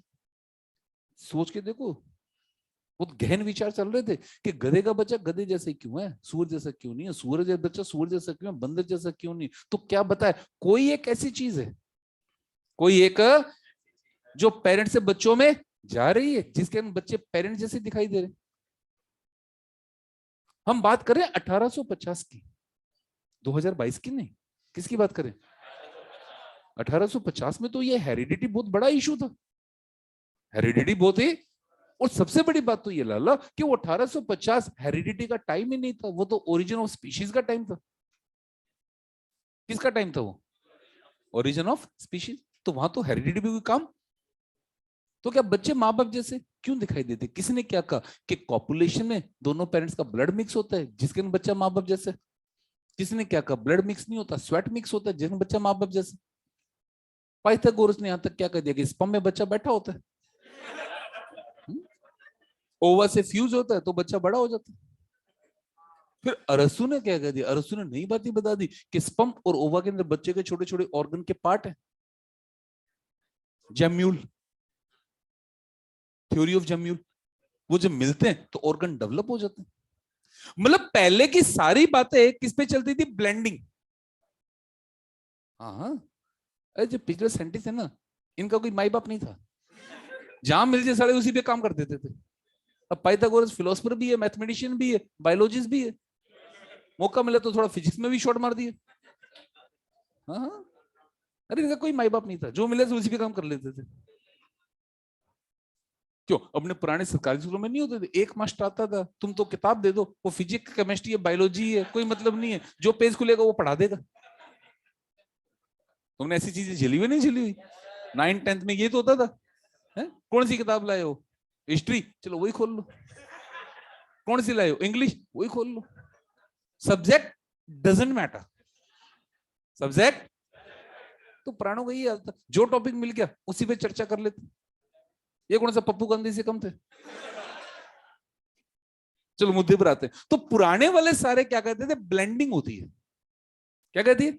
लेकिन मेंडल ने क्या कहा, कोई ब्लेंडिंग नहीं है। मेंडल ने क्या कहा, character are controlled by some discrete unit, मतलब उस यूनिट की एक अपनी एंटिटी है, वो एक इंडिपेंडेंट फैक्टर है, वो एक, वो किसी के साथ कोई मिक्स। अब मेंडल ने ये जो बात कही, डिड नॉट ब्लेंड, वो किसी को समझ में नहीं आई। अगर किसी को फैक्टर समझ में नहीं आया तो ब्लेंडिंग तो कहानी समझ में कहां से आती। तो मेंडल ने जो कहा था factor did not show any blending, वो बात भी किसी को समझ में नहीं है। क्यों, पहले वाले तो सारे क्या मांगे चलते थे, ब्लेंडिंग। मेंडल ये बताने की कोशिश कर रहा था, ध्यान से सुनो मेरी बात, मेंडल ये बताने की कोशिश कर रहा था कि बच्चे माँ बाप जैसे क्यों है, क्योंकि माँ बाप से बच्चों में फैक्टर आते हैं, वो फैक्टर डिसाइड करते हैं बच्चा कैसे दिखाई देगा। लेकिन पहले वाले क्या कह रहे थे कि ब्लेंडिंग हो रही है, कोई कह रहा है ब्लड मिक्स हो रहा है, कोई कह रहा है स्वेट मिक्स हो रहा है, कोई कह रहा है स्पर्म में बच्चा बैठा हुआ, कोई कह रहा है ओवा में छोटे छोटे, क्योंकि वो हमारे पुराने ग्रंथों पे आधारित है। हमारे जो पुराने ग्रंथ है ना, वो ये बात कहते थे, एक रक्तासुर राक्षस याद है, उसकी रक्त की बीजे जहां जहां गिरी वहां उसके बच्चे बने। फिर आपने ये भी सुना, किसी को याद हो, कि हनुमान जी का भी बेटा था, पसीने की बूंदे। वो पुराने ग्रंथों से प्रभावित थे, वो विचारधारा पुरानी विचारधारा थी। नहीं बच्चे, ये था, ये पुराने विचारधारा से इन्फ्लुएंस थे, तो उसके बेस पर वो बताते थे कि बच्चा माँ बाप जैसा क्यों है, कोई ब्लड पे काम कर रहा था, कोई स्वेट पे। लेकिन मेंडल ने कभी इनको वेटेज नहीं दी। मेंडल ने क्या बताया कि ब्लेंडिंग है या फैक्टर है। तो मेंडल ने तो कहा था फैक्टर में कोई ब्लेंडिंग, लेकिन मेंडल की ये बात किसी को, जब फैक्टर समझ नहीं आए तो ब्लेंडिंग की तो कहानी दूर रहेगी। अब तुम बताओ रे, मेंडल गलत था, वो टाइम गलत था। अब तुम सोचो, ब्लेंडिंग का कॉन्सेप्ट फैक्टर लेवल पे चल ही नहीं सकता। क्यों, आज हमें पता है फैक्टर क्या है, जीन, और जीन क्या है, डीएनए का सेगमेंट। हाँ बच्चे, फैक्टर क्या है, जीन क्या है। तो डीएनए में काहे की मिक्सिंग यार, अरे डीएनए गया तेल लेने, प्रोटीन में काहे की मिक्सिंग। अच्छा वो जीन क्या बना रहा है, प्रोटीन, वो प्रोटीन क्या मिक्स हो रहा है, या वो मेटाबॉलिक एक्टिविटी को कंट्रोल कर रहा है। तो मेंडल ने कब कहा था डिड नॉट ब्लेंड, 1800, वो का बात बिल्कुल सही है, गलत है, बट समझ में भी तो आनी चाहिए थी। मैं ये नहीं कह सकता जिनको समझ में नहीं आई वो गलत है, टाइम गलत है, टाइम, वक्त, हालात अच्छे नहीं थे, हालात अच्छे, फ्रस्ट्रेशन में मारा गया। फैक्ट है, फ्रस्ट्रेशन में जब मेंडलिज्म समझ में आई, तो मेंडल के 170 साल बाद आज भी क्या चल रही है, मेंडलिज्म। अरे आज भी हम हेरिडिटी को यूज करने के लिए क्या यूज कर रहे हैं, आज भी हम 170 साल पुराने कॉन्सेप्ट ही काम ला रहे हैं। सोचो बंदे का आईक्यू लेवल क्या था, बंदे का आईक्यू। अब सेग्रीगेशन किसका फीचर है, मियोसिस का, किसका फीचर है। अरे मियोसिस तो 19th सेंचुरी की खोज है, मियोसिस हो, और ये भाई 1865 में बता के बैठे। सोच का लेवल कितना एडवांस, सोच का लेवल कितना। अरे आज जब हम बिजनेस की बातें करते हैं ना, जो स्टार्टअप्स लाते हैं, कईयों के स्टार्टअप बहुत सक्सेस होते हैं, तुम क्या कहते हैं, उसके सोच का लेवल बहुत एडवांस है। अब हम कभी कह सकते थे ये चश्मे वाला जो है, लेंस कार्ड वाला इतनी तरक्की कर देगा, हम कहते शादी.com शादियां करा करा के पैसा कमा लेगा। खुद कमा गया बाकियों को बर्बाद कर गया। सोच सकते थे ये, सोच सकते ये अंबानी तेल बेच बेच के ये अलग कर लेगा अपनी, ये सोच। अच्छा और छोड़ो, और छोड़ो, जोमेटो स्विगी, अच्छा छोड़ो इनको, ओला और ये तो स्टार्टअप है यार। सोच का लेवल, सोच का। अच्छा ऑनलाइन शॉपिंग में फ्लिपकार्ट, अमेजन, ग्रोसरी, ये केवल क्या है, सोच का। उनकी सोच कितनी एडवांस निकली कि आने वाला टाइम ऑनलाइन शॉपिंग की तरफ जाएगा। आज का मार्केट अगर बात करें कि आज का मार्केट ऑनलाइन शॉपिंग पे डिपेंड है या नहीं, लेकिन उनकी ये सोच 20 साल पहले स्ट्राइक कर गई या नहीं की। तो वही कहानी, मेंडल की सोच काम कर गई। मेंडल की सोच आज उसी को हम फॉलो कर रहे हैं। जिसका यार सोच का लेवल बहुत हाई लेवल का होता है, ऊपर जाता है या नहीं जाता। बस वही कहानी, मेंडल का आईक्यू लेवल बहुत शार्प था, बहुत। लेकिन पहला factor did not show any blending.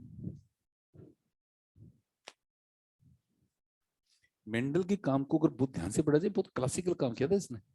तुम तो यार ये सोच के देखो 170 साल बाद आज भी वही चीज फॉलो हो रही है, वही चीज। तो उसके काम का लेवल सोचो, तभी तो फादर ऑफ जेनेटिक्स का इसने। नोबेल प्राइज क्यों नहीं मिल पाए, उसका कारण सबको पता है ना, वरना ये नोबेल प्राइज का हकदार तो, लेकिन उसके जो नियम है वो तो नियम है। Factor did not show any, बहुत इंपॉर्टेंट ये क्वेश्चन, सबसे ज्यादा बार आया हुआ है। Next thing, when two contrasting factor, when two contrasting factor of a character, when two contrasting factor of a character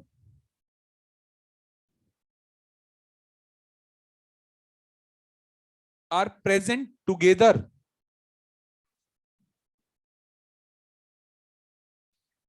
comma, they remain together,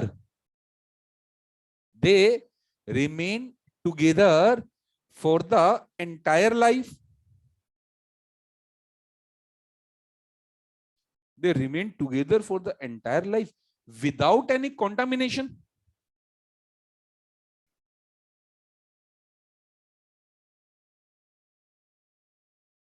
मान लो यारा, यहां से हमने अपनी लाइफ शुरू की है, ये हमारा जाइगोट बना, तो क्या हमारी बॉडी की सारी सेल में ये दोनों फैक्टर साथ साथ होंगे, नहीं होंगे? साथ साथ रहेंगे, नहीं रहेंगे? एक दूसरे को कंटामिनेट करेंगे, नहीं करेंगे? एक कंटामिनेट, क्या कोई ऐसा डिवीजन है जो इन्हें अलग करेगा? डिवीजन पूछा मैंने। और हमारी बॉडी में मियोसिस कब होगा, जब, तो ये दोनों केवल कब होंगे, जब, बाकी टाइम ये दोनों साथ साथ रहेंगे, अलग होंगे। तो क्या लाइन लिखी है हमने, आराम से चेक करना। When two contrasting factor, board पर, when two of a are present, they remain for the entire, without any, without any, but whenever gametes are formed,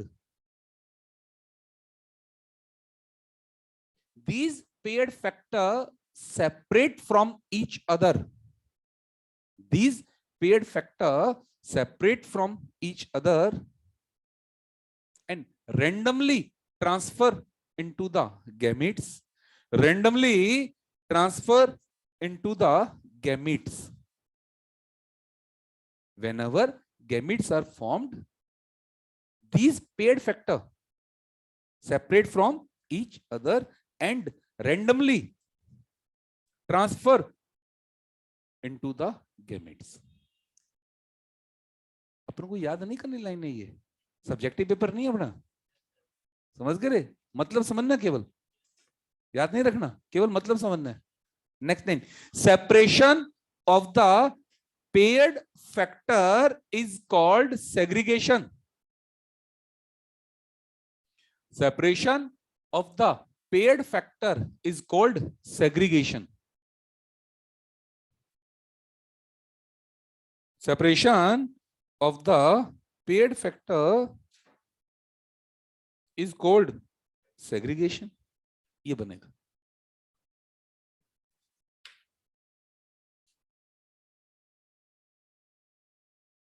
अरे मेंडल की सोच का लेवल कहां तक गया, बात समझ में आई?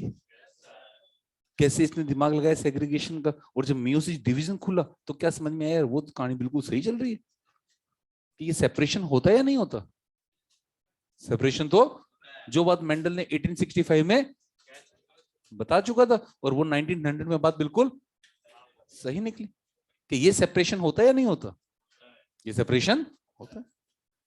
Done. Next, it is also called law of purity of gamete. हाँ बेटा, याद है सबको? क्या गैमिट कभी हाइब्रिड हो सकते हैं? गैमिट कभी हाइब्रिड, गैमिट हमेशा प्योर होंगे या गैमिट हाइब्रिड हो सकते हैं?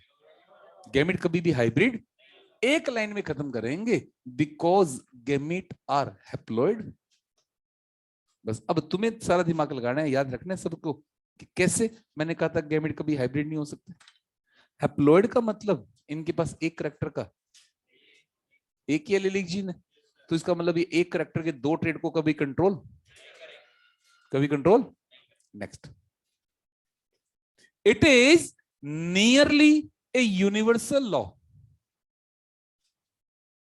It is nearly a universal law. Sometime its exception occur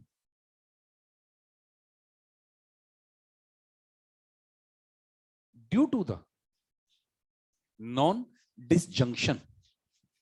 Sometime its exception occur due to the non-disjunction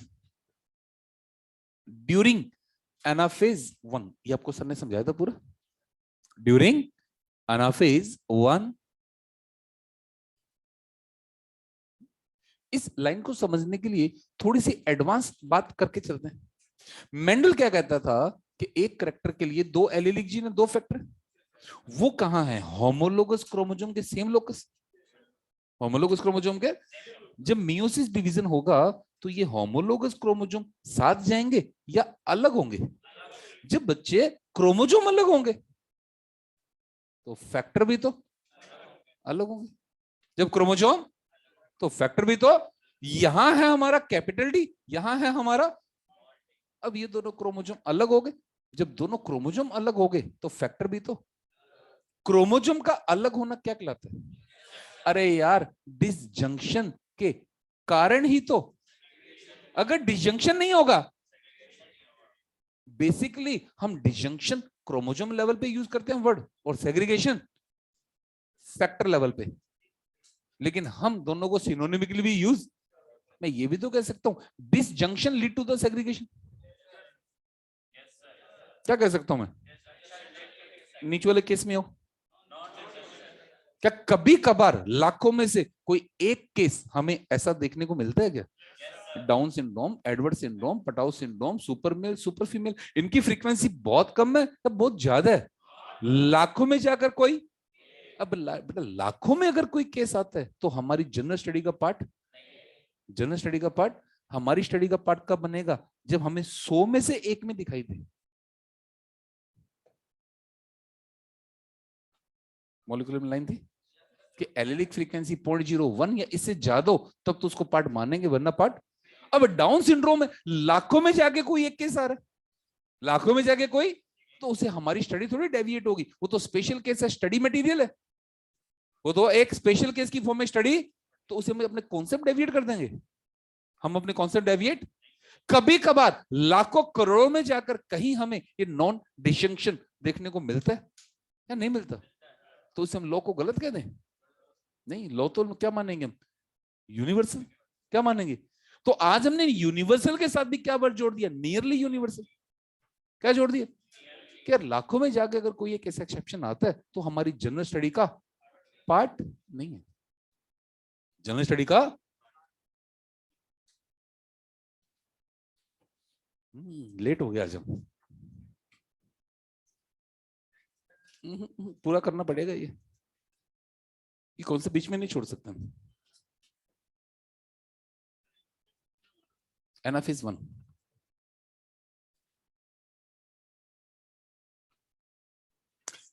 segregation anaphase one final segregation, anaphase second, जहां chromatid अलग होती है। क्या अलग होती है? याद रखो हमेशा, सेग्रीगेशन एनाफेज वन। लेकिन अगर पूछा फाइनल सेग्रीगेशन, सर ने बताया होगा अच्छे से, ऐसा नहीं हो सकता, नहीं, नो चांस।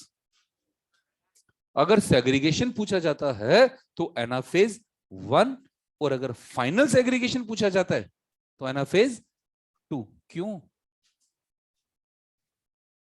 अरे क्रोमेटिड अलग होकर कौन सी क्रोमेटिड कौन से पोल पे जाएगी? आपके पास 23 क्रोमोसोम है।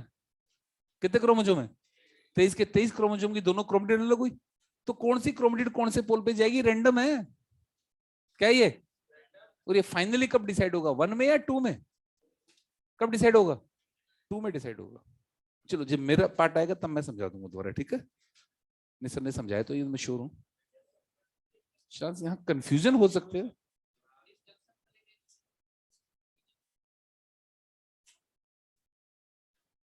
मैं डिस्कस कर लूंगा एक बार ना, मैं डिस्कस कर लूंगा। Okay, done. लिखेंगे next, disjunction lead to the segregation, disjunction lead to the segregation, disjunction lead to the segregation। Okay, आ जाओ बच्चे, क्वेश्चन तो आज नहीं हो पाएंगे हमारे, है ना? कल करेंगे, कोई बात नहीं। अब मेरे को ये बताओ कि ये आपकी पेरेंटल जनरेशन है, पेरेंटल जनरेशन में आपके पास कैसे प्लांट है, प्योर या हाइब्रिड? तो आपकी पेरेंटल जनरेशन में कितने परसेंट प्लांट प्योर है? हाइब्रिड। आपने पेरेंटल से क्या बनाई, सेल्फिंग से या क्रॉसिंग से? चलो चेक करो F1 को, F1 के प्लांट प्योर है या हाइब्रिड है? तो जब आपने क्रॉसिंग कराई तो आपकी प्योरिटी बढ़ गई या कम हो गई? और हाइब्रिड, इसका मतलब क्रॉसिंग कराने से होमोजाइगोसिटी और हेट्रोजाइगोसिटी, क्रॉसिंग कराने से होमोजाइगोसिटी और हेट्रोजाइगोसिटी। अगर आपको हेट्रोजाइगोसिटी को मेंटेन करना है तो क्या कराएंगे, सेल्फिंग या क्रॉसिंग? हेट्रोजाइगोसिटी बनाए रखनी है, क्रॉसिंग। हेट्रोजाइगोसिटी बनाए रखनी है, हेट्रोजाइगोसिटी बनाए रखनी है, प्योरिटी को रोकना है, क्रॉसिंग। डन। F1 से F2 में जाओ, गए। F2 में कितने परसेंट प्लांट प्योर है, कितने परसेंट हाइब्रिड है? F1 से क्या बनाएगी, F2 किससे बनाएगी? तो सेल्फिंग कराने से प्योरिटी बढ़ गई। जब सेल्फिंग कराई जाती है, सेल्फिंग कराने से homozygosity, heterozygosity, homozygosity, heterozygosity. P के कंपेयर में F1 में आओ, पी के कंपेयर में F1 में आओ, होमोजाइगोसिटी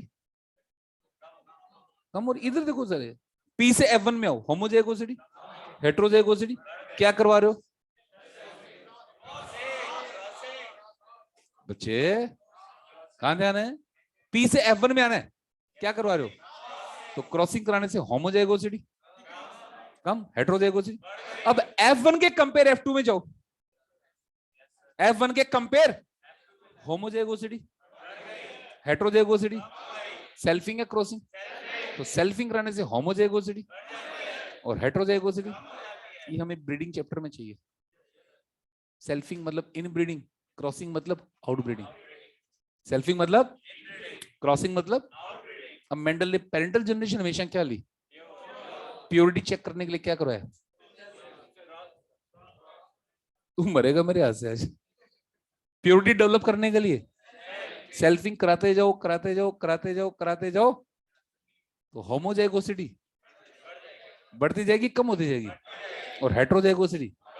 अब F2 से आएंगे, क्या करवाई जाएगी? तो होमोजाइगोसिटी बढ़ेगी, कम होगी? 50 से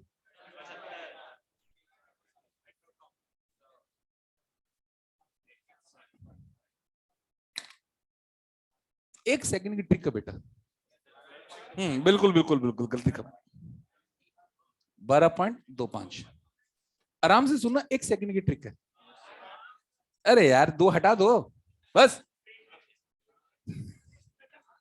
आराम से ना, ध्यान से सुनना।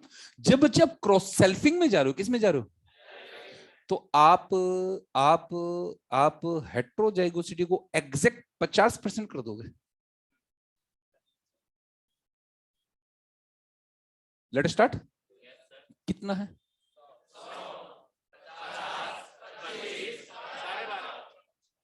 और जो यहाँ 50% किया उसे उधर जोड़ते जाओ, और मैं तो पता क्या कहता हूँ, पंगा ही मत लो, एक रट लो, वो आ जाएगा। क्या करोगे एग्जैक्टली 50 कर दोगे सेल्फिंग के केस में। किसके केस में? यहां आप सेल्फिंग से चल रहे हो, तो यहां आपके पास F1 में कितने हाइब्रिड थे? 100% थे। क्या करवाई? 100 से। क्या करवाई? 50 से। क्या करवाई? 25 से। फिर सेल्फिंग कराओ, और जो बच गया उसको इसका 50% कम करके उधर जोड़ दो। हाँ, इसका 50% कम करो, इसका 50 कम करो, इसमें जोड़ दो, इसका 50 कम करो, इसमें जोड़ दो, इसका 50 कम करो, इसमें जोड़ दो। F4 तक के कर लो, F4 तक के। हमें यहां नहीं चाहिए, हमें यहां। अब ध्यान से सुनना, अगर अगर आपको कोई प्योर लाइन बनानी है, चाहे वो प्लांट है चाहे वो एनिमल है, केवल सेल्फिंग से काम चलेगा या सेल्फिंग के साथ साथ सिलेक्शन? मेंडल ने क्या किया? Selfing plus. क्योंकि आपका जो प्योर लाइन आएगा ना, जो प्योरिटी आएगी वो रेसेसिव लेवल पर भी तो आएगी, तो रेसेसिव तो दिखेगा, हटाते जाओ। रिसेसिव दिखेगा नहीं दिखेगा, तो रिसेसिव को हटाते जाओ और बाकियों को डोमिनेट को लगे रहने दो। तो धीरे धीरे धीरे धीरे आपका पॉपुलेशन से रिसेसिव हटता जाएगा और डोमिनेंट आपका प्योर की तरफ बढ़ता जाएगा। रिसेसिव आपका हटता जाएगा और आपका जो डोमिनेंट प्योर की तरफ। कल समझाई थी लेनी, याद है क्या कि आपने हेट्रोसिस में या हाइब्रिड विगर में हाइब्रिड बना लिया? क्या बना लिया? अब या तो क्या करो, वेजिटेटिव प्रोपेगेशन, और अगर वेजिटेटिव प्रोपेगेशन पॉसिबल नहीं है तो प्योर लाइन। क्या बनाओ?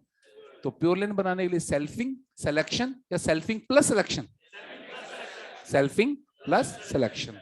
सेल्फिंग, केवल सेल्फिंग से काम, साथ में सिलेक्शन भी, सिलेक्शन भी। क्योंकि आप जब सेल्फिंग कराओगे वो रिसेसिव लेवल पर भी तो आएगा या नहीं आएगा? और रिसेसिव आपकी डिमांड नहीं है, तो रिसेसिव को हटाते जाओ, रिसेसिव को। तो धीरे धीरे आपकी प्योर डोमिनेंट की तरफ बढ़ती जाएगी, धीरे धीरे धीरे धीरे ये प्योरिटी बढ़ती जाएगी, कम होती जाएगी, कहीं तो 100 तक आएगा, कहीं तो। बस समस्या क्या है यहां, सबसे बड़ा इशू क्या आता है? टाइम कंज्यूमिंग है। क्या है? It will take lot of time, it will take. तो हमारे इनसाइड लाइन है ना ये, कि हाइब्रिडाइजेशन और सिलेक्शन मेथड तो बहुत अच्छा है, बट ये टाइम, क्योंकि आपके पास कोई दूसरा ऑप्शन नहीं है, आपको केवल क्या करना है? Wait and watch, wait and. Plant की बात कर लेते हैं, हमने सेल्फिंग कराई, सीड इकट्ठे किए, ग्रो करवाया, तो ग्रो करो के वेट करो, फसल उगने दो। फसल, फसल में जो डोमिनेंट आ गए उसको रखो, रेसेसिव को हटा दो, फिर डोमिनेंट में ये काम करो, फिर फसल उगेगी, फिर डोमिनेट करोगे रेसेसिव को, तो भाई फसल उगने में भी 4-5 महीने तो लगेंगे, तो सोचो कितना लंबा टाइम लग जाएगा। तो इस प्रोसेस से वैरायटी डेवलप करने में हमें 12-12 साल लग गए, 12-12 साल लग गए। प्रोसेस बहुत शानदार थी, प्रोसेस बहुत, बट प्रॉब्लम क्या था? Time consuming. क्या था प्रॉब्लम? क्वेश्चन बच गए हैं। हाँ, इस चैप्टर में नहीं चाहिए मेरे को,